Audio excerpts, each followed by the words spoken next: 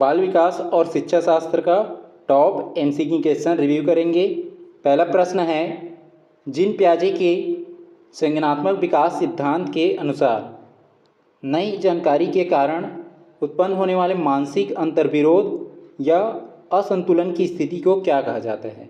Gene पियाजे के जो है संज्ञानात्मक विकास सिद्धांत है, उसके अनुसार बताना है कि जो नई जानकारी के कारण उत्पन्न होने वाला जो मानसिक अंतर्विरोध या असंतुलन की स्थिति को क्या कहा जाता है। तो असंतुलन या मानसिक जो अंतर्विरोध है उस स्थिति को कहा जाता है संज्ञानात्मक असंतुलन या व्याकुलता की स्थिति। तो इसका आंसर हो जाएगा ऑप्शन बी, संज्ञानात्मक असंतुलन या व्याकुलता की स्थिति हो जाएगा। तो इसका आंसर हो जाएगा ऑप्शन बी। प्रश्न है, ले वाइगोत्स्की के अनुसार जब कोई बच्चा अपने स्वयं के कार्य को निर्देशित, नियोजित और आत्मनियमित करने के लिए बोलकर बात करता है तो उसे क्या कहा जाता है। इसमें बताया जा रहा है कि जो ले वाइगोत्स्की है उसके अनुसार जब कोई बच्चा जैसे कार्य कर रहा है, अब वो कार्य जो है स्वयं कर रहा है और खुद से बात करके कर रहा है, स्वयं सेल्फ अपने से बात कर रहा है कि ऐसा वैसा कर, जो भी वो बात कर रहा है कि मैं इस कार्य को कर रहा हूँ, ये इस कार्य में मेरे को अच्छा लगता है, वो खुद से बात करके वो कर रहे हैं उस कार्य को या उस फंक्शंस को, तो उसको बोला जाता है निजी भाषण या आंतरिक वाक। मतलब खुद से बात कर रहे हैं तो उसको बोला जाता है आंतरिक वाक या निजी भाषण। तो इसका आंसर हो जाएगा ऑप्शन बी।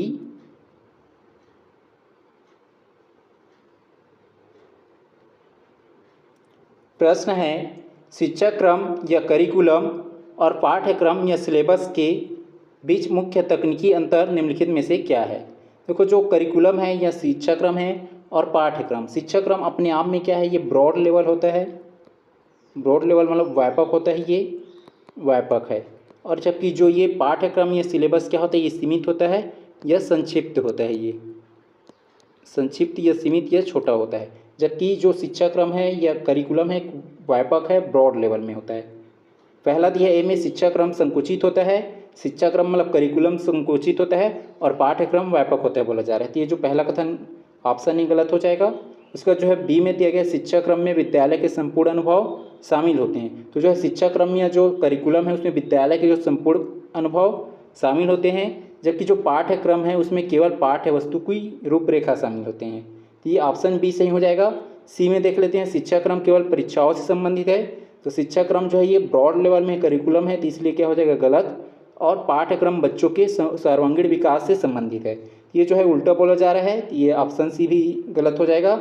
डी में दिया है इन दोनों संप्रदायों के मध्य कोई तकनीकी अंतर अस्तित्व में नहीं है, ये डी भी हट जाएगा। तो इसका आंसर हो जाएगा ऑप्शन बी, जिसमें जो करिकुलम है या शिक्षा क्रम है वो विद्यालय के संपूर्ण अनुभव मतलब जो है संपूर्ण अनुभव या जो है सर्वांगीण विकास शामिल होता है, जबकि जो पाठ्यक्रम है या सिलेबस है उसमें केवल जो विषय वस्तु है या पाठ्य वस्तु है वो शामिल होता है।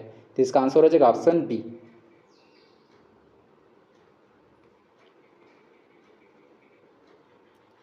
प्रश्न है, मानव विकास के जैविक और गत्यात्मक नियंत्रण के सिद्धांतों के अनुसार, मानव विकास के जो है जैविक और गत्यात्मक नियंत्रण के जो सिद्धांत है उसके अनुसार विकास के जो है शिरोपदोन्मुखी क्रम का सही शारीरिक अनुक्रम क्या है। जो है सही शारीरिक अनुक्रम क्या है उसको बताना है, किसके अनुसार जो है शिरोपदोन्मुखी मतलब जो है सिर से पैर की ओर जो विकास के जो क्रम है उसको बताना है। तो सबसे पहले इसमें आ जाएगा सिर और गर्दन को स्थिर रखना। तो जो है सिर और गर्दन को स्थिर रखना, ये जो है पहले नंबर पे आ जाएगा। नियंत्रण जो है जैविक या जो गत्यात्मक नियंत्रण सबसे पहले जो है सिर या गर्दन को नियंत्रित होगा, तो हो जाएगा पहले नंबर पे।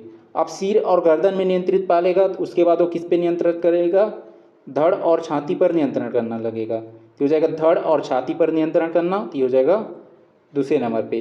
अब जो है वो धड़ और छाती पर नियंत्रण प्राप्त कर लिया, आगे क्या होगा, पैरों पर संतुलन बनाकर चलना। तो जो है पैरों पर संतुलन बनाकर चलना हो जाएगा तीसरे नंबर पे। और फिर जो है उंगलियों से वस्तु को पकड़ना, उंगलियों से वस्तु पकड़ने के लिए सीखना, तो ये हो जाएगा चौथे क्रम पे। पहले क्रम पे हो जाएगा एल, दूसरे नंबर पे हो जाएगा के, तीसरे नंबर पे हो जाएगा एन और चौथे नंबर पे हो जाएगा एम। शुरू में एल, तो ऑप्शन जो है ये बी में नहीं है और डी में नहीं है, बी और डी को हटा दिए। एल के बाद के, एल के बाद के जो है ए और सी दोनों में है, के बाद एन, के बाद एन, ऑप्शन सी में नहीं है, सी हटा देंगे, तो इसका आंसर हो जाएगा ऑप्शन ए।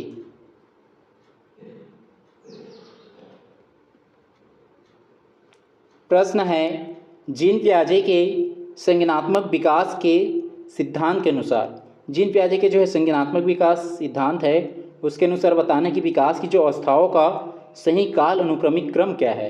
तो जो है विकास की जो अवस्था है उसकी सही क्रम क्या है उसको बताना है। तो सबसे पहले इसमें क्रम आ जाएगा जो है संवेदी क्रियात्मक अवस्था, और इस अवस्था की जो आयु ये एज बताया गया है ये जन्म से 2 वर्ष की आयु तक की होती है। ये जन्म से 2 वर्ष की आयु तक की जो होती है ये संवेदी क्रियात्मक अवस्था होती है। और इस अवस्था में बच्चे जो है अपने इंद्रियों के माध्यम से, कान हो गया, आँख हो गया और नाक, इसके माध्यम से ये जो है इंद्रियों के माध्यम से सीखते हैं।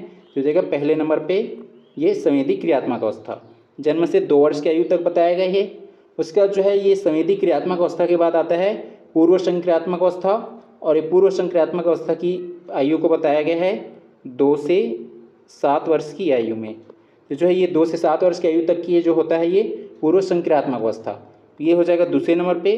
पूर्व संक्रियात्मक अवस्था के बाद आता है मूर्त संक्रियात्मक अवस्था, और ये मूर्त संक्रियात्मक अवस्था की आयु को बताया गया है 7 से 11 वर्ष की आयु। 7 से 11 वर्ष की आयु बताया गया है, ये जो होता है मूर्त संक्रियात्मक अवस्था, तो हो जाएगा तीसरे नंबर पे। और फिर जो ये चौथे नंबर पे आ जाएगा औपचारिक संक्रियात्मक अवस्था। तो जो है ये औपचारिक संक्रियात्मक अवस्था की एज है, ये आयु ये 11 वर्ष से वयस्क होने तक का है ये हो जाएगा चौथे नंबर पे। शुरू नंबर पे आ जाएगा पहले में एन, फिर दूसरे नंबर पे आ जाएगा ये एल पूर्व संक्रियात्मक, उसके बाद हो जाएगा के मूर्त, और फिर अंत में हो जाएगा औपचारिक संक्रियात्मक अवस्था एम। शुरू में एन, ऑप्शन जो है ये सी में नहीं है, सी को हटा दिए। एन के बाद एल, एन के बाद एल, डी में नहीं है, डी भी हटा दें। और एल के बाद के, एल के बाद के, ऑप्शन ए में नहीं है, ते भी हट जाएगा। तो इसका आंसर हो जाएगा ऑप्शन बी, जिसमें शुरू में हो जाएगा एन, उसके बाद एल, एल के बाद के बाद एम। तो इसका आंसर हो जाएगा ऑप्शन बी। प्रश्न है सीखने की प्रक्रिया के दौरान जब बच्चा किसी संज्ञानात्मक संकट का सामना करता है तो जो है संतुलनीकरण प्राप्त करने के चरणों का सही तार्किक क्रम क्या है। यहाँ पे बताना है कि बच्चा जो है संज्ञानात्मक संकट का सामना कर रहा है, उस कंडीशंस में उसको संतुलनीकरण प्राप्त करना है, तो उसकी जो है सही तार्किक क्रम क्या है उसको बताना है। उसमें जो है सबसे पहले क्रम पे आ जाएगा नई परिस्थिति के कारण पुरानी स्कीमा में विरोधाभास होना। तो बच्चा जो है, अब जैसे क्या है कि बच्चा जो है ये बालक कुछ किसी कंसेप्ट को नहीं समझा है और अचानक उसके सामने जो है कुछ नया कंसेप्ट आ जाता है या नई परिस्थिति या नई कंडीशंस आ जाता है, तो उस कंडीशंस में क्या होगा, नई परिस्थिति के कारण पुरानी स्कीमा में, अब देखो जो नई परिस्थिति आया पुरानी स्कीमा मतलब जो सीखा है वो क्या हो जाएगा पुरानी स्कीमा, और जो नया कंसेप्ट आ गया उसके पास अचानक से नया कंसेप्ट आ गया और वो सीखा नहीं है, तो उस कंडीशंस में क्या होगा, जो नई परिस्थिति के कारण जो पुरानी स्कीमा है उसमें क्या होगा, विरोधाभास उत्पन्न हो जाएगा। तो विरोधाभास उत्पन्न हो जाएगा तो हो जाएगा पहले नंबर पे। अब ये जो है विरोधाभास उत्पन्न हुआ तो इसकी वजह से क्या होगा, जो संज्ञानात्मक असंतुलन है, संज्ञान मतलब क्या होता है बुद्धि या मानसिक विचार, ये जो है संज्ञानात्मक जो असंतुलन उत्पन्न होना, तो उस कंडीशंस में क्या होगा, उसके दिमाग में या उसके जो संज्ञान में असंतुलन की स्थिति उत्पन्न हो जाएगा, क्योंकि यहाँ पे विरोधाभास, क्योंकि उसके पास जो है वो कंसेप्ट को सीखा नहीं है। उस स्थिति में क्या होगा, असंतुलन मतलब बेचैनी होगा, बेचैनी, डर, भय, इस कंडीशंस में क्या होगा, ये संज्ञानात्मक असंतुलन उत्पन्न होगा, तो हो जाएगा दूसरे नंबर। अब यहाँ पे जो है ये संज्ञानात्मक असंतुलन की स्थिति उत्पन्न हुआ, अब आगे की जो कंडीशंस क्या होगा, वो उस चीज़ को ये संयोजन करेगा, संयोजन द्वारा नई स्कीमा निर्माण करना। अब देखो क्या है कि वो पहले से जो ये नई परिस्थिति आया, अब उसके बारे में पता नहीं था, अब वो क्या करेगा, संयोजन के माध्यम से नई स्कीमा का निर्माण करेगा, मतलब जो है नई ज्ञान के बारे में जानेगा और जो पुरानी स्कीमा है उसमें नई स्कीमा को जोड़ेगा, ये हो जाएगा तीसरे नंबर पे। और उसके बाद जो है ये पुरानी स्कीमा में वो नई जानकारी को जोड़ेंगे, ये हो जाएगा संयोजन। संयोजन के बाद जो है क्या होगा, मानसिक संतुलन की स्थिति प्राप्त होना। अब ये संयोजन हो गया, उसके बारे में सीख गए, सुधार कर लिए, फिर अंत में क्या होगा, जो उसकी मानसिक संतुलन है उसकी स्थिति में सुधार होगा या मानसिक स्थिति, ये जो है मानसिक संतुलन की स्थिति प्राप्त करना, तो हो जाएगा चौथे क्रम पे। शुरू में हो जाएगा ये एल, फिर दूसरे नंबर पे हो जाएगा के, तीसरे नंबर पे हो जाएगा एम और लास्ट में हो जाएगा एन। शुरू में एल, ऑप्शन ए में नहीं है और डी में नहीं है, ए और डी को हटा दिए, एल के बाद के बी में नहीं है, बी भी हट जाएगा, तो इसका आंसर हो जाएगा ऑप्शन सी, जिसमें शुरू में हो जाएगा एल, उसके बाद के, उसके बाद एम और एम के बाद लास्ट में आ जाएगा एन, तो इसका आंसर हो जाएगा ऑप्शन सी।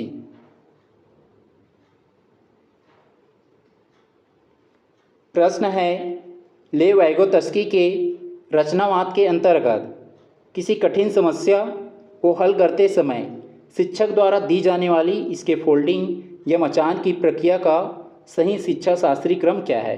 तो जो ये इसके फोल्डिंग है, ये सहायता है, उसकी जो प्रोसेस क्या है या क्रम क्या है उसको बताना है।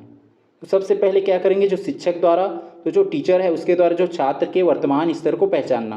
तो सबसे पहले जो है टीचर जो है क्या करेगा कि किस जो स्टूडेंट्स है या छात्र है उसको सहायता या मचान की ज़रूरत है, इसके फोल्डिंग या मचान की ज़रूरत है, उसकी सबसे पहले क्या करेगा जो है शिक्षक द्वारा छात्र के वर्तमान स्तर को पहचानना। तो ये जो है पहले नंबर पे हो जाएगा, जो छात्र है स्टूडेंट्स है उसकी जो वर्तमान स्तर है उसको पहचानना हो जाएगा पहले नंबर पे। अब ये पहचान लिया, अब क्या करेगा जो है शिक्षक जो है छात्र द्वारा स्वतंत्र रूप से कार्य करने का प्रयास करना। अब जो है शिक्षक क्या करेंगे, कुछ सवाल दे देंगे या कुछ एक्टिविटी दे देंगे, ये हो जाएगा एक्टिविटी या सवाल दे दिए। अब जो है छात्र क्या करेंगे, स्वयं स्वतंत्र रूप से उस कार्य को करने का प्रयास करेगा। तो हो जाएगा दूसरे नंबर पे स्टूडेंट्स द्वारा या छात्र द्वारा उस कार्य को स्वयं करने का प्रयास करेगा। अब इस कंडीशंस में क्या है कि बच्चे यदि नहीं कर पाएंगे या उसको कठिनाई आएंगे, तो उस कंडीशंस में क्या होगा, कठिनाई के बिंदु पर अस्थायी संकेत या सहायता देना। अस्थायी संकेत या सहायता जैसे हिंट देते हैं, तो ये क्या करेगा, हिंट देना या अस्थायी या संकेत सहायता देना। हो जाएगा तीसरे नंबर पे। अब यहाँ पे जो अस्थायी सहायता या हिंट कर दिए, अब आगे क्या करेंगे, छात्र के स्वावलंबन के साथ सहायता को धीरे धीरे वापस लेना। अब यहाँ पे हम कुछ हिंट किए, अब बाकी हम क्या है कि उसको बोलेंगे अपना खुद बनाओ या खुद उसको करो। तो जो है छात्र के स्वावलंबन के साथ धीरे धीरे जो सहायता है या जो इसके फोल्डिंग है या मचान है उसको वापस लेंगे। तो हो जाएगा चौथे नंबर पे। और लास्ट में क्या होगा, छात्र द्वारा लक्ष्य या समस्या का समाधान प्राप्त करना। और अंत में क्या है कि छात्र स्टूडेंट उसको स्वयं हल कर लेगा। हो जाएगा पाँचवें नंबर पे। शुरू में आ जाएगा ये एल, पहले नंबर पे आ जाएगा एल, फिर दूसरे नंबर पे हो जाएगा के, और तीसरे नंबर पे हो जाएगा एम, और चौथे नंबर पे हो जाएगा ओ, और लास्ट में हो जाएगा एन। पाँचवें नंबर पे हो जाएगा एन। शुरू में एल, तो ऑप्शन ए और सी में नहीं है, तो सी को हटा दिए। एल के बाद के, एल के बाद के, डी में नहीं है, डी हट जाएगा। और के बाद एम, एम के बाद ओ, और ओ के बाद एन। ये ऑप्शन बी में है, तो इसका आंसर हो जाएगा ऑप्शन बी।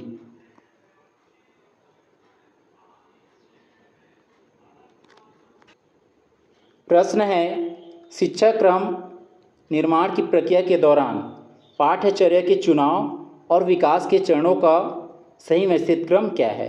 जो है शिक्षा क्रम हम निर्माण कर रहे हैं, शिक्षा क्रम मतलब यहाँ पे करिकुलम का निर्माण कर रहे हैं, और जो है करिकुलम का निर्माण के दौरान जो है पाठ्यचर्या के चुनाव और विकास का जो है चरणों का सही और व्यवस्थित क्रम क्या होगा। इसमें सबसे पहले क्या करेंगे, जो है समाज और बच्चों की जो आवश्यकता है, आवश्यकताओं के आधार पर उद्देश्य का निर्धारण करना। तो सबसे पहले क्या करेंगे, जो उद्देश्य है, पर्पज है, उसका निर्धारण करेंगे किसके अकॉर्डिंग, जो समाज है और बच्चे हैं उसकी आवश्यकताओं के आधार पर। तो ये हो जाएगा पहले नंबर पे उद्देश्यों का निर्धारण करना। उद्देश्यों का निर्धारण कर लिए।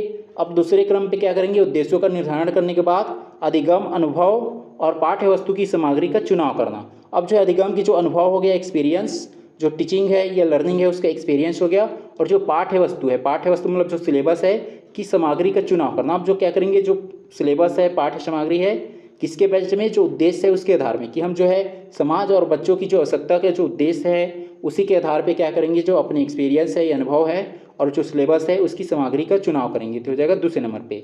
सामग्री सेलेक्शंस कर लिए या जो है सिलेबस का सेलेक्शंस कर लिए। अब जो है सिलेबस के आधार पे क्या करेंगे, जो है शिक्षण, अधिगम, गतिविधियों और विधियों का निर्धारण करना। अब जो क्या है कि हम जो ये सिलेबस या पाठ्यक्रम यहाँ पे जो निर्धारित किए हैं या चुनाव किए हैं, अब उसको हम बच्चे तक कैसे पहुँचाएंगे। तो जो है टीचिंग की जो लर्निंग की जो मेथड है, एक्टिविटी हो गया और विधि हो गया, अलग अलग जो विधि हो गया या गतिविधि हो गया, उसके माध्यम से बच्चों तक जो पाठ्यक्रम है या जो सिलेबस है उसको पहुंचाएंगे। तो ये हो जाएगा तीसरे नंबर पे। तो इसका निर्धारण करना हो गया। और अंत में क्या करेंगे, मूल्यांकन की जो प्रणाली हो गया और तकनीकों को निश्चित करना। अब जो है ये हम यहाँ पे उसको पढ़ाने का या सिखाने का एक्टिविटी और मेथड का निर्धारण कर लिए। अब उसी के बेस्ड में क्या करेंगे, उसकी जो मूल्यांकन की प्रणाली क्या होनी चाहिए और उसकी तकनीक क्या होनी चाहिए, इसको निश्चित करेंगे। तो हो जाएगा लास्ट में। शुरू में हो जाएगा एल, दूसरे नंबर पे हो जाएगा एम, तीसरे नंबर पे हो जाएगा के, और लास्ट में हो जाएगा एन। शुरू में एल, तो ऑप्शन बी और डी में नहीं है, बी और डी को हटा दिए। एल के बाद दूसरे नंबर पे एम, तो ये सी में नहीं है, सी हट जाएगा। तो इसका आंसर हो जाएगा ऑप्शन ए, जिसमें शुरू में हो जाएगा एल, उसके बाद एम, एम के बाद के के बाद एन। तो इसका आंसर हो जाएगा ऑप्शन ए।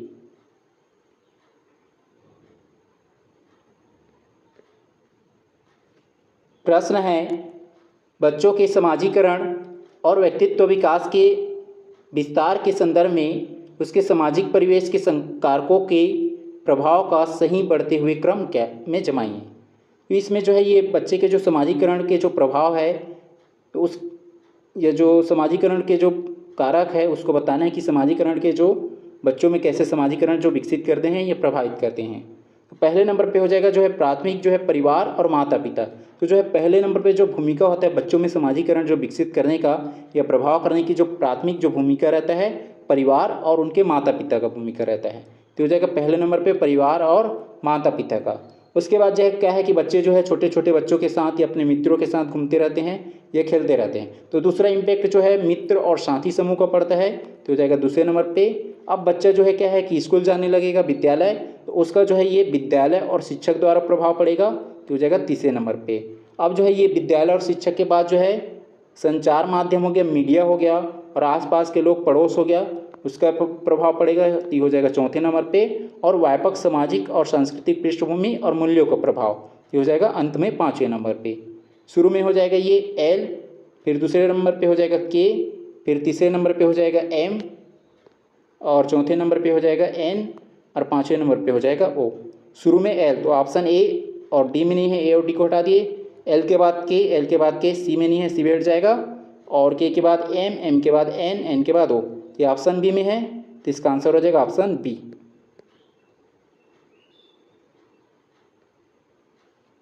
प्रश्न है सूची 1 जिसमें विकास की अवस्था दिया गया है, तो सूची 2 जिसमें मुख्य विकासात्मक लक्षण, मतलब एक में जो है विकास की अवस्था और दूसरे में जो है विकास के लक्षण या विशेषता दिए गए हैं, उसको सही सम्मिलित करना है। सूची 1 में है जैसे शैशवावस्था, तो जो है शैशवावस्था की लक्षण या ये इसकी जो है विशेषता क्या है, इसकी जो लक्षण ये है कि मूल प्रवृत्ति हो गया और संवेदी अनुभव द्वारा संसार की समझ। तो जो है शैशवावस्था में क्या होता है कि बच्चे जो है इसमें मूल प्रवृत्ति और संवेदी अनुभव के माध्यम से संसार की समझ रखता है। ये हो जाएगा पहला का हो जाएगा तीसरा। उसके बाद जो दिया है दूसरा जो है प्रारंभिक बाल अवस्था। तो प्रारंभिक बाल अवस्था में बच्चे की जो लक्षण क्या रहता है, तो इसमें ये इसके लक्षण रहता है तीव्र भाषाई विकास होने लगता है और नकल करने की प्रवृत्ति। तो जो है ये प्रारंभिक बाल अवस्था में बच्चे में जो है तीव्र जो है भाषाई विकास होता है और नकल करने की प्रवृत्ति पाई जाती है। तो ये हो जाएगा दूसरा का पहला। उसके बाद तीसरा दिया है उत्तर बाल अवस्था। तो उत्तर बाल अवस्था में इसकी जो प्रभाव क्या होता है, यह लक्षण शारीरिक अंगों के अनुपात में स्थिरता और स्थूल कौशल सुदृढ़। तो जो है ये उत्तर बाल अवस्था में क्या होता है, बच्चों में उसकी जो शारीरिक अंगों की जो अनुपात है उसमें स्थिरता आने लगता है और स्थूल जो है कौशल सुदृढ़ होने लगता है। ये हो जाएगा तीसरा का दूसरा। उसके बाद चौथा दिया है किशोरावस्था। तो किशोरावस्था में क्या होता है, पहचान का संकट और अमूर्त मानसिक संक्राय। तो जो किशोरावस्था में बच्चों में जो है अमूर्त जो है मानसिक संक्राय विकसित होने लगता है, चिंतन और जो है कि अवस्था विकसित होने लगता है। ये चौथा का हो जाएगा चौथा। पहला का हो जाएगा तीसरा, तो ऑप्शन ए में नहीं है और डी में नहीं है, ए और डी को हटा दिए। उसके बाद दूसरा का पहला बी में नहीं है, बी भी हटा दिए, और तीसरा का दूसरा और चौथा का चौथा, ये ऑप्शन सी में है। तो इसका आंसर हो जाएगा ऑप्शन सी।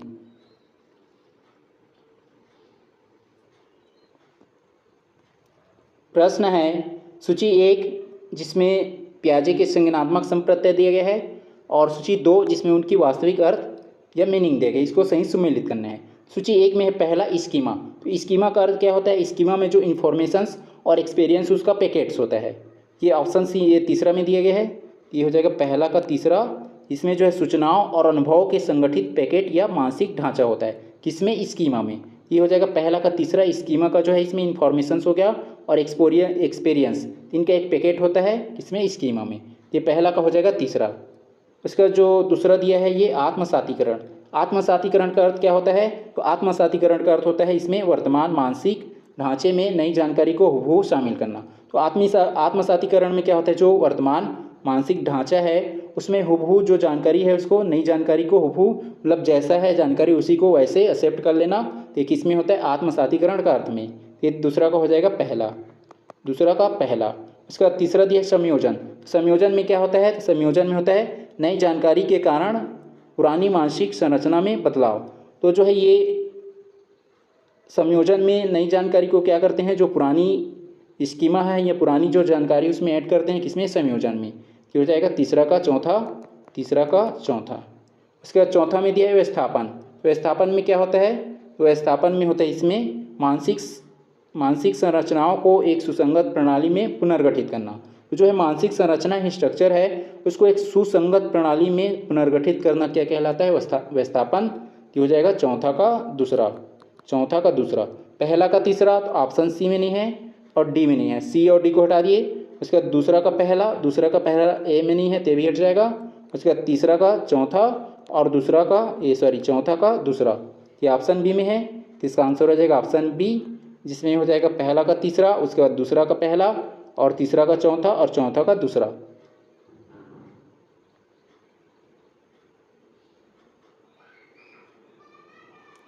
प्रश्न है सूची 1 जिसमें अधिगम के दृष्टिकोण और सूची 2 उसमें उनके मुख्य सिद्धांत या विचार दिए गए हैं, इसको सही सुमेलित करना है। सूची 1 में दिया गया है व्यवहारवादी धारणा। तो इसकी जो सिद्धांत या विचार क्या होता है व्यवहारवादी धारणा में, तो इसकी जो सिद्धांत या ये जो विचारधारा ये होता है कि सीखना उद्दीपन अनुक्रिया के बाहरी अनुबंध पर आधारित होता है। तो जो सीखना है ये क्या होता है, उद्दीपन अनुक्रिया के जो है बाहरी अनुबंधन पर आधारित होता है, किसमें, व्यवहारवादी धारणा में। ये हो जाएगा पहला का दूसरा। उसका जो है ये दूसरा दिया है संरचनावादी धारणा। तो संरचनावादी धारणा में क्या होता है, इसमें बच्चे अपने अनुभवों से ज्ञान का सक्रिय निर्माण करते हैं। तो जो है संरचनावादी धारणा या कंसेप्ट ये बताता है कि बच्चे जो है अपने अनुभवों से ज्ञान का सक्रिय निर्माण करते हैं, ये संरचनावादी धारणा बताता है। ये दूसरा का हो जाएगा पहला हो जाएगा। इसका तीसरा में दिया है सामाजिक संकल्पना। तो सामाजिक संकल्पना में क्या बताता है, सामाजिक संकल्पना में ये बताता है कि अधिगम जो है क्या है, सांस्कृतिक उपकरणों और अंतःक्रियाओं का परिणाम है। तो जो अधिगम क्या है, सांस्कृतिक उपकरण हो गया और अंतःक्रियाओं का परिणाम है, किसमें बताता है, सामाजिक संकल्पना में। ये हो जाएगा तीसरा का चौथा। उसके बाद चौथा दिया है वैकल्पिक अवधारणा। वैकल्पिक अवधारणा में क्या बताता है, इसमें बताता है बच्चे जो है पर्यावरण की समझ के लिए स्वतः अनूठे विचार विकसित करते हैं। तो जो है वैकल्पिक अवधारणा यह बताता है कि बच्चे जो है पर्यावरण की समझ के लिए स्वतः अनूठे विचार का विकसित करता है। ये चौथा का हो जाएगा तीसरा। पहला का दूसरा ऑप्शन बी और डी में नहीं है, बी और डी को हटा दिए। इसका दूसरा का पहला ये सी में नहीं है, सी बैठ जाएगा। और तीसरा का चौथा और चौथा का तीसरा, ये ऑप्शन ए में है। तो इसका आंसर हो जाएगा ऑप्शन ए।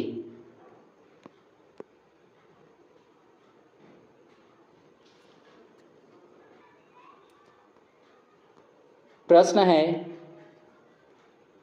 सूची 1 जिसमें विशेष आवश्यकता वाले बच्चों के प्रत्यय को सूची 2 उनके दार्शनिक आधार से सुमेलित कीजिए।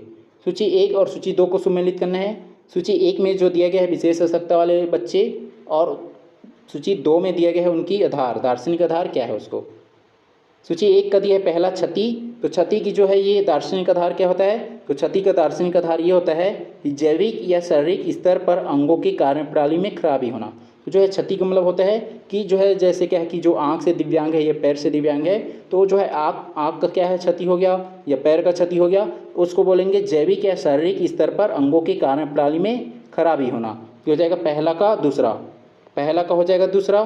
उसके बाद दूसरा में दिया गया है अपंगता या डिसेबिलिटी। तो जो है अपंगता या डिसेबिलिटी, इसका दार्शनिक आधार क्या होता है, तो इसकी दार्शनिक आधार होता है शारीरिक कमी के कारण कार्यात्मक सीमितता उत्पन्न होना। तो जो है डिसेबिलिटी या जो है अपंगता यह शो करता है कि शारीरिक कमी के कारण, शारीरिक कमी जैसे आँख से दिव्यांग है या पैर से दिव्यांग है, तो उसके कारण क्या है कार्यात्मक सीमितता जो है उत्पन्न होना। तो उनकी कार्य करने की जो प्रणाली है क्या हो जाएगा, सीमित हो जाएगा, लिमिट हो जाएगा। तो हो जाएगा किसकी विशेष ये जो दार्शनिक आधार, अपंगता या डिसेबिलिटी का।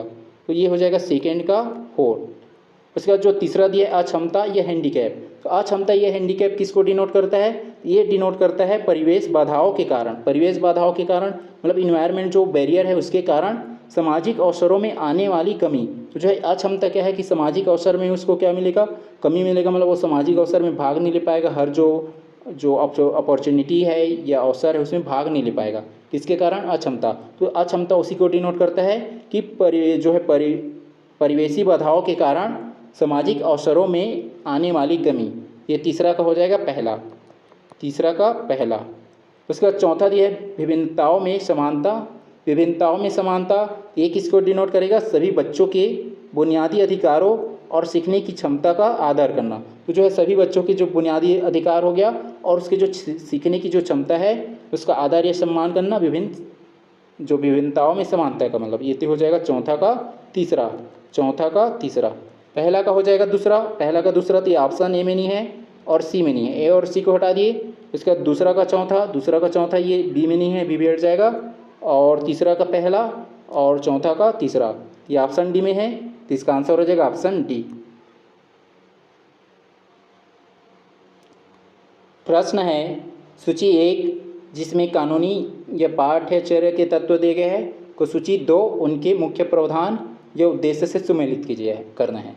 तो जो है सूची 1 और सूची 2 को सुमेलित करना है। सूची 1 में है शिक्षा का अधिकार अधिनियम 2009। शिक्षा का अधिकार अधिनियम 2009 ये क्या बताता है? शारीरिक दंड का निषेध और अनिवार्य प्राथमिक शिक्षा। तो जो है शारीरिक दंड का निषेध करता है और अनिवार्य प्राथमिक शिक्षा की बात करता है आरटी एक्ट 2009। ये पहला का हो जाएगा चौथा, पहला का चौथा। उसके जो है ये दूसरा में दिया गया शिक्षा क्रम। शिक्षा क्रम क्या होता है? ये करिकुलम होता है। शिक्षा क्रम मतलब करिकुलम जो ब्रॉड होता है और पाठ्यक्रम क्या है? सिलेबस है जो संक्षिप्त होता है। तो करिकुलम या जो है शिक्षा क्रम, इसकी जो है ये उद्देश्य या पर्पज क्या हो जाएगा कि इसकी उद्देश्य या पर्पज ये है विद्यालय के भीतर और बाहर के समस्त अधिगम अनुभव का योग। ये किसमें होता है? शिक्षा क्रम या करिकुलम में। ये हो जाएगा दूसरा का पहला।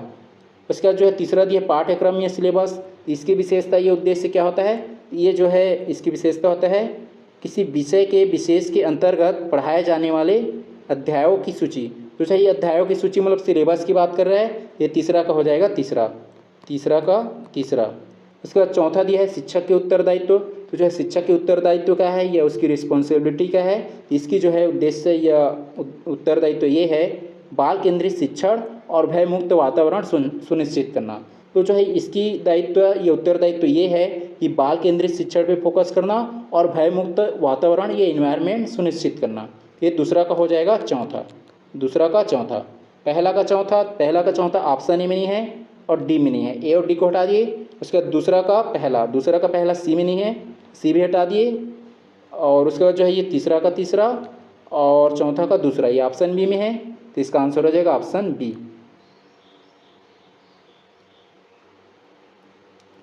प्रश्न है सूची 1 जिसमें विकास के पहलू दिए गए हैं को सूची 2 उनसे संबंधित मुख्य परिवर्तन को सुमेलित करना है। सूची 1 में है शारीरिक एवं गत्यात्मक विकास। शारीरिक एवं गत्यात्मक विकास, इसकी जो है मुख्य परिवर्तन या इससे संबंधित जो है उद्देश्य या विशेषता क्या होगा? इससे संबंधित ये होगा कि शरीर के अंगों के अनुपात, ऊंचाई और मांसपेशियों का समन्वय। तो जो है ये शारीरिक जो या गत्यात्मक विकास होगा तो उसमें क्या होगा? जो शरीर के अंग के अनुपात हो गया, उसकी ऊंचाई हो गया और मांसपेशियों का समन्वय होना, ये इसमें प्रभाव होना। ये क्या हो जाएगा? शारीरिक और गत्यात्मक विकास का उद्देश्य या विशेषता ये हो जाएगा पहला का तीसरा, पहला का तीसरा। इसका दूसरा दिया है ये संवेगात्मक विकास। संवेगात्मक विकास में क्या होता है? संवेग मतलब होता है इमोशंस या भावनाओं। तो अपनी जो भावनाओं हो गया, जैसे क्रोध हो गया, लोभ हो गया, लालच, ये सब जो है भय, ये सब क्या है? इमोशंस है, ये भावना।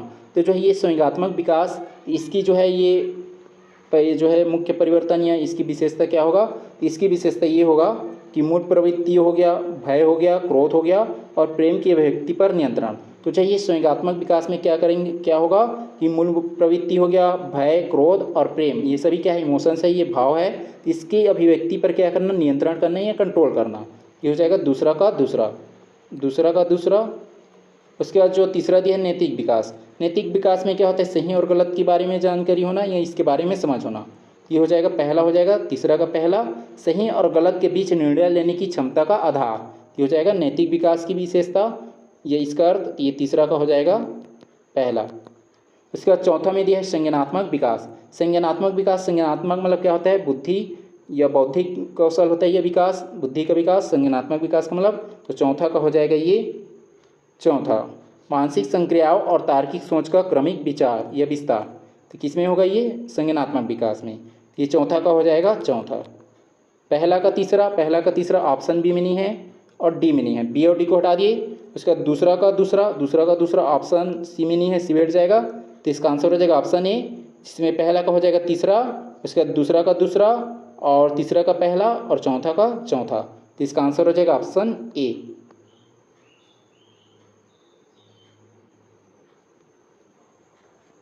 प्रश्न है, बाल विकास को प्रभावित करने वाले कारकों और पृष्ठभूमि के संदर्भ में निम्न कथनों में से सही कथन का चयन कीजिए। सही कथन का चुनाव करना है जो बाल विकास को प्रभावित करने वाले कारक हो गया और पृष्ठभूमि है उसके बारे में। पहला कथन दिया है जे, प्रकृति और पोषण का विवाद यह स्पष्ट करता है कि बच्चे का विकास जो है इन दोनों कारकों की परस्पर अंतःक्रिया का परिणाम है। तो जो कथन जे सही हो जाएगा कि जो प्रकृति और पोषण का विवाद है इस बात को स्पष्ट करता है कि जो बच्चे का जो विकास है ये इन दोनों कारक मतलब जो प्रकृति और पोषण है इसकी जो है परस्पर अंतःक्रिया का परिणाम है। तो जो कथन जे सही हो जाएगा, तो जिस ऑप्शन में जे नहीं है उसको हटा देंगे, ऑप्शन सी में नहीं है तो ऑप्शन सी हट जाएगा। उसके बाद कथन के दिया है, निरंतरता का दृष्टिकोण मानता है कि विकास क्रमिक परिवर्तनों की एक ऐसी प्रक्रिया है जिसे स्पष्ट चरणों में नहीं बांटा जा सकता। तो ये दूसरा कथन के ये भी सही हो जाएगा। कथन एल दिया है, बाल विकास की सामाजिक और सांस्कृतिक पृष्ठभूमि केवल जो है शहरी क्षेत्र के बच्चों के भाषाई विकास को प्रभावित करती है, ग्रामीण बच्चों को नहीं। तो जो है कथन एल गलत हो जाएगा क्योंकि जो बाल विकास की जो सामाजिक और सांस्कृतिक पृष्ठभूमि है ग्रामीण और शहरी दोनों बच्चों की जो है भाषाई विकास है उसको प्रभावित करता है, ना कि केवल शहरी। इसलिए जो कथन एल गलत हो जाएगा। तो जिस ऑप्शन में एल है उसको हटा देंगे, ऑप्शन ए में है और ऑप्शन डी में है और ए डी हट जाएगा। उसके बाद कथन एम दिया है, बच्चों के अध्ययन के तरीकों के रूप में अवलोकन और साक्षात्कार का उपयोग केवल उनके शारीरिक नियंत्रण को मापने के लिए किया जाता है। तो जो कथन एम गलत हो जाएगा क्योंकि जो है ये अवलोकन और साक्षात्कार का जो उपयोग जो है केवल उसके शारीरिक नियंत्रण नहीं बल्कि जो हो गया मानसिक, बौद्धिक और गतिविधि सभी पे फोकस किया जाता है, ना कि केवल शारीरिक नियंत्रण पे। इसलिए जो कथन एम गलत हो जाएगा। तो इसमें कौन कौन सा कथन सही हो रहा है, कथन जे और कथन के। जे के बस सही हो रहा है तो इसका आंसर हो जाएगा ऑप्शन बी, जिसमें केवल जे और के कथन सही हैं।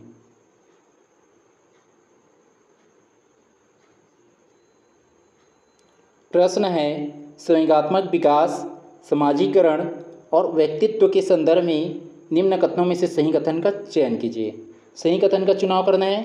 कथन जे दिया है, संवेगात्मक विकास का बच्चों के संज्ञानात्मक नियंत्रण और उनके विद्यालयी संयोजन से कोई प्रत्यक्ष संबंध नहीं है। ये जो कथन जे गलत हो जाएगा क्योंकि यहाँ पे बोला जा रहा है जो संवेगात्मक विकास है या जो संवेग का जो विकास है इसका जो है बच्चों के जो संज्ञानात्मक नियंत्रण और उनके विद्यालयी जो संयोजन है या एडजस्टमेंट है उससे कोई रिलेशन नहीं है या कोई प्रत्यक्ष संबंध नहीं है बोला जा रहा है। इसलिए जो कथन जे गलत हो जाएगा। तो जिस ऑप्शन में जे है उसको हटा देंगे, ऑप्शन ए में है और ऑप्शन डी जिसमें सभी दिया है तो इसमें जे भी आ जाएगा तो ए और डी हट जाएगा। उसके बाद जो है कथन के दिया है, बच्चों के व्यक्तित्व के विकास में उनके मित्र या साथी समूह और वयस्कों के साथ संबंध एक सक्रिय भूमिका निभाते हैं।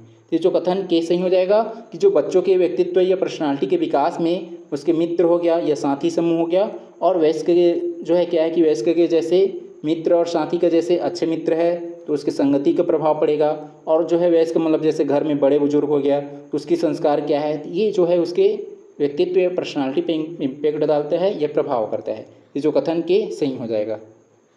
तो ये जो सी और बी दोनों में है के। इसका जो कथन एल दिया है, समाजीकरण की प्रक्रिया में घर का वातावरण बच्चे के नैतिक विकास की प्राथमिक नींव निर्धारित करने का कार्य करता है। तो जो कथन एल सही हो जाएगा कि जो समाजीकरण की जो प्रक्रिया है या प्रोसेस है उसमें बच्चे का जो घर का वातावरण है ये इन्वायरमेंट जो है ये क्या करते हैं नैतिक विकास की प्राथमिक नींव निर्धारित करते हैं। नैतिक विकास मतलब सही और गलत की समझ। तो जो कथन एल ये सही हो जाएगा। उसके बाद जो है कथन एम दिया है, शरीर के अंगों के अनुपात में बदलाव और शारीरिक बनावट में परिवर्तन केवल किशोरावस्था के अंत में ही प्रारंभ होते हैं। तो जो कथन है गलत हो जाएगा क्योंकि जो ये शारीरिक अंग के अनुपात में बदलाव और शारीरिक बनावट जो है ये शुरू से ही होता है, बच्चे के जो है जन्म से ही स्टार्ट हो जाता है, न कि केवल किशोरावस्था के अंत में। ये जो है कथन एम गलत हो जाएगा। तो ये ऑप्शन बी में है तो ऑप्शन बी हट जाएगा। तो इसका आंसर हो जाएगा ऑप्शन सी, जिसमें केवल के और एल कथन सही है।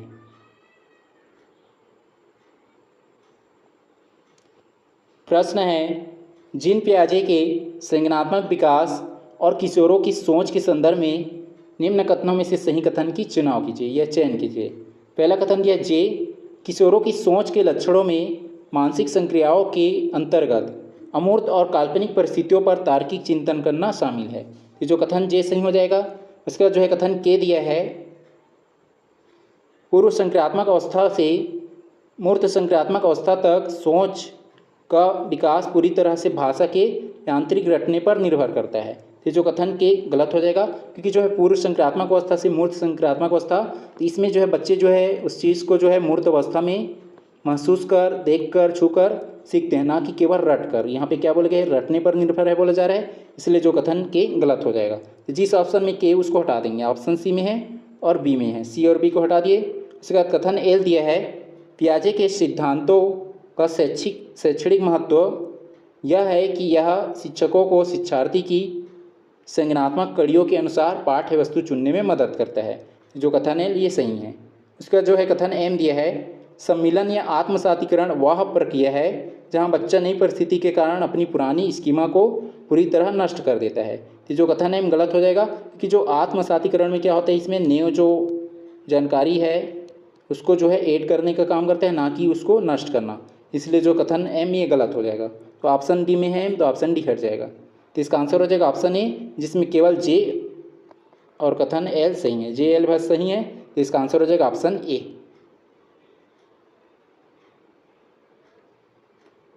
प्रश्न है, सीखने की प्रक्रियाओं, वैकल्पिक अवधारणाओं और शिक्षा क्रम निर्माण के संदर्भ में निम्न कथनों में से सही कथन का चयन कीजिए। पहला कथन दिया है, जे संरचनावादी और सामाजिक संकल्पनाएं मानती है कि संज्ञान का विकास जो है सक्रिय खोज और सामाजिक संदर्भों के समन्वय से होता है। जो कथन जे सही हो जाएगा। तो जिस ऑप्शन में जे नहीं है उसको हटा देंगे, ऑप्शन ए में नहीं है तो ऑप्शन ए हट जाएगा। उसका जो है कथन के दिया है, बच्चे एक समाधानकर्ता और वैज्ञानिक अनुसंधानकर्ता के रूप में अपने परिवेश में वैकल्पिक अवधारणाओं को स्वतः विकसित करते हैं। ये जो कथन के ये भी सही हो जाएगा। इसका जो है कथन एल दिया है, पाठ्यचर्या या शिक्षाक्रम, जो है पाठ्यचर्या या शिक्षाक्रम करिकुलम की अवधारणा और पाठ्यक्रम मतलब जो है सिलेबस की अवधारणा तकनीकी रूप से पूरी तरह से एक समान है। तो जो कथन एल गलत हो जाएगा, क्योंकि जो करिकुलम और सिलेबस दोनों अलग अलग है, और एक करिकुलम एक ब्रॉड लेवल है और पाठ्यक्रम क्या है, एक संक्षिप्त लेवल है, संकुचित लेवल है। और ये जो पूरा करिकुलम के अंदर में सिलेबस भी आ जाता है, मतलब एक करिकुलम हो गया तो इसके अंतर्गत जो है सिलेबस भी आ जाएगा। और ये दोनों क्या है, अलग अलग है, लेकिन यहाँ पे पूरी तरह से समान है बोला जा रहा है, इसलिए जो कथन है गलत हो जाएगा। तो ऑप्शन सी में है तो ऑप्शन सी हट जाएगा। उसका जो कथन एम दिया है, शिक्षा क्रम निर्माण की समस्याओं को, शिक्षा क्रम मतलब हम क्या बना रहे हैं, करिकुलम बना रहे हैं, तो करिकुलम जो निर्माण की जो समस्याओं को दूर करने के लिए केवल परीक्षाओं के अंकों के कड़े आधार को ही प्राथमिक महत्व दिया जाना चाहिए। तो जो कथन है गलत हो जाएगा, क्योंकि शिक्षा क्रम जो क्या है पूरा सर्वांगीण विकास पे फोकस करता है, ना कि केवल जो है एग्जाम या परीक्षा प्रणाली पे, इसलिए जो कथन है गलत हो जाएगा। ये जो ऑप्शन बी में है तो ऑप्शन बी हट जाएगा। तो इसका आंसर हो जाएगा ऑप्शन डी, जिसमें केवल जे और कथन के सही है, जे के बस सही है। तो इसका आंसर हो जाएगा ऑप्शन डी।